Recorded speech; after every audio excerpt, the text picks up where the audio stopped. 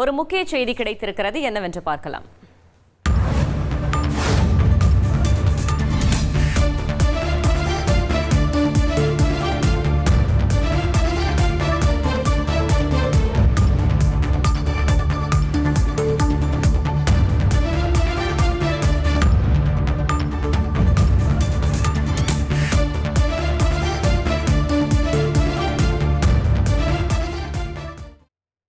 கல்குவாரி விபத்தில் 5 பேர் பலியான சம்பவத்தில் கனிம வளத்துறை அதிரடி நடவடிக்கையை மேற்கொண்டிருக்கிறது. இது பற்றின மேலும் விவரங்களை செய்தியாளர் பாஸ்கர் வழங்கிட கேட்கலாம். பாஸ்கர், வணக்கம். மேலும் தகவல்களை சொல்லுங்க.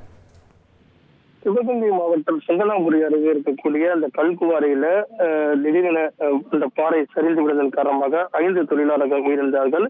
இந்த சம்பவத்தினுடைய எதிரொலியாக மாநிலம் முழுவதும் இருக்கக்கூடிய குவாரிகளை ஆய்வு செய்ய கனிம வளத்துறை உத்தரவிட்டிருக்கிறது.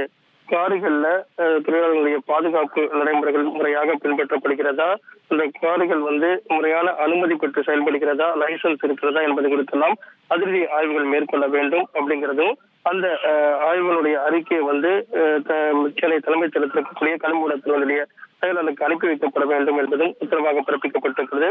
மாநிலம் முழுவதும் இருக்கக்கூடிய குவாரிகளை ஆய்வு செய்ய வேண்டும். அதே நேரத்தில் குவாரிகள்ல பாதுகாப்பு நடைமுறைகளை முறையாக பின்பற்றப்படுகிறதா என்பது குறித்தான முழு அறிக்கையும் சமர்ப்பிக்க வேண்டும் அப்படிங்கிறத இந்த உத்தரவினுடைய முழு சாராம்சமாக உள்ளது. தகவல்களுக்கு நன்றி பாஸ்கர். உங்கள் தந்திவன் தொலைக்காட்சியில் காவலன் வியாழந்தோறும் இரவு 8 மணிக்கு காண தவறாதீர்கள்.